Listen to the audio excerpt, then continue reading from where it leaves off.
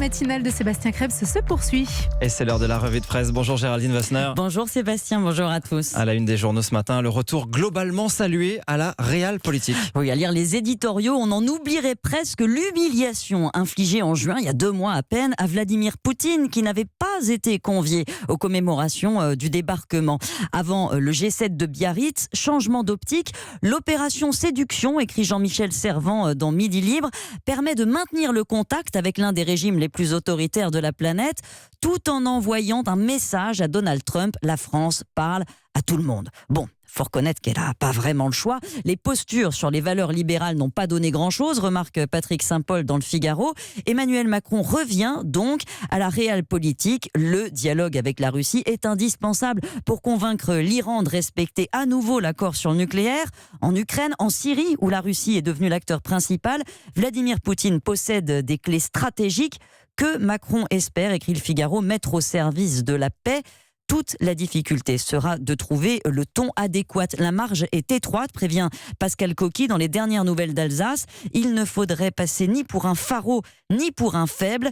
Laurent Geoffrin résume dans Libération: se mettre autour de la table, certes, à condition de ne pas passer dessous. Et ce n'est pas le premier des obstacles qui se dressent devant le président cette semaine. Mais le menu diplomatique est particulièrement indigeste. Il va falloir affronter Trump, en colère contre la taxe GAFA et qui menace à nouveau de taxer le vin français, nous apprennent les Échos, lourdement, 100%. Le président américain aurait lancé ce chiffre en petit comité. Personne ne sait encore s'il doit être pris au sérieux.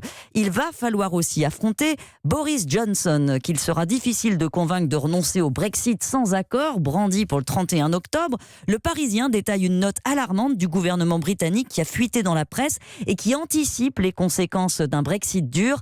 Pénurie de nourriture, d'essence, de médicaments. Il faudra des mois pour que le trafic s'améliore dans les ports. Et tout le monde, Londres, Bruxelles, campe sur ses positions, comme dans la scène mythique du film La fureur de vivre, se désole Marie-Catherine Beuth dans l'Opinion. Celle où 2 voitures lancées à pleine vitesse vers une falaise espèrent chacune que l'autre chauffeur craquera en premier et s'éjectera. C'est pas gagné. Des obstacles, il y en a aussi sur le front intérieur. Une forêt d'obstacles qui inquiète Jean-Michel Bretonnier dans La Voix du Nord. Il a bien noté l'appel à la réconciliation d'Emmanuel Macron aux Français ce week-end. Mais le problème, dit-il, c'est que les Français sont pas seulement désunis, ils sont fâchés.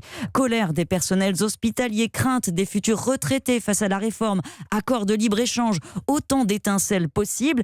Macron marche sur des œufs dans ce climat de défiance, analyse Stéphane Dupont dans Les Échos, d'autant plus que la croissance qu'on espérait d'1,4% l'an prochain pourrait être plus faible que prévu, plombée par la guerre commerciale entre Chine et États-Unis, le Brexit. Bref, l'élaboration du budget sur lequel transpire Bercy sera plus périlleuse que prévu. Et il faudra compter les coûts. D'autant plus qu'un autre obstacle apparaît. Alors, cet autre obstacle, le voici, c'est que le gouvernement manque de poids lourds. Ben oui, le journal L'Opinion s'en inquiète. Un poids lourd, c'est un ministre incapable de défendre les choix du gouvernement sur tous les sujets en faisant la tournée des grands médias, mais surtout capable de parler à tout le monde et d'être entendu de tout le monde. Il faut de la bouteille, être connu. Alain Juppé, c'est un poids lourd par exemple, mais dans le gouvernement Philippe, il n'y en a pas, c'est un problème. Les ministres appréciés comme Agnès Buzyn ne sortent pas de leur dossier. Les plus jeunes, même talentueux, n'impriment pas, se lamente un conseiller. Pire, les postes régaliens à l'intérieur, à l'environnement, ne sont pas incarnés par des gens solides. Il y a au gouvernement un problème de ressources humaines, écrit le journal, et ce sera l'un des problèmes majeurs de l'exécutif dans les mois qui viennent. On parle aussi beaucoup dans la presse ce matin des déserts médicaux et de la crise des urgences, et on découvre que les humains ne sont pas les seuls touchés. Non. Vaches, ruraux, même combat, figurez-vous. Plusieurs quotidiens nous alertent. La crise des vocations touche les vétérinaires. En juillet, dans l'Aude, un cabinet a fermé, laissant 200 éleveurs sur le carreau. Même scénario dans l'Oise, où 75 fermes n'ont plus de professionnels proches. Dans le Nord et le Pas-de-Calais, détaille La Voix du Nord, un seul vétérinaire sur 6 travaille en milieu rural. Les jeunes qui sortent d'école ne veulent plus d'horaires difficiles, d'un travail ingrat, physiquement contraignant. Ils privilégient les soins d'animaux domestiques. Les éleveurs doivent apprendre à se débrouiller, mais comment convaincre les jeunes, les séduire? La FNSEA, nous apprend le Télégramme, se penche sur la question et réfléchit à un système de contrat. Encore faudra-t-il s'entendre sur le prix.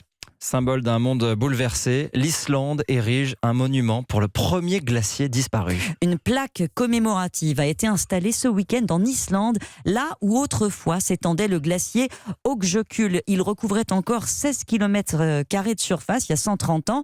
Il s'est réduit comme peau de chagrin, raconte Le Monde, qui publie les photos en lettres d'or de cette plaque qui porte une lettre pour le futur. C'est le premier glacier à perdre son statut et lit-on sur cette lettre, dans les 200 prochaines années, tous nos glaciers devraient connaître le même sort. Ce document atteste que nous savons ce qui se passe et ce qui doit être fait. La plaque porte aussi la mention de la concentration de CO2 enregistrée dans l'atmosphère au printemps dernier, la plus forte jamais observée. Ce CO2, ce gaz à effet de serre qui donne des idées délirantes à d'autres. L'autre, c'est Elon Musk qui a relancé ce week-end un projet totalement loufoque sur Twitter et dont le journal L'Opinion s'amuse. Son idée, envoyer des bombes nucléaires sur Mars. L'explosion libérerait le CO2 contenu dans la gangue de glace des pôles de la planète. Il pense que ça créerait un effet de serre express qui la réchaufferait, la rendant habitable, bien sûr. Des universitaires ont déjà étudié la proposition. C'est impossible, mais il s'en fiche, Elon Musk. Nuke Mars, t-shirt à venir, a-t-il tweeté ce week-end. À 25 $ l'unité, il va quand même falloir en vendre un paquet pour financer son programme. Mais bon, ça fait parler de lui.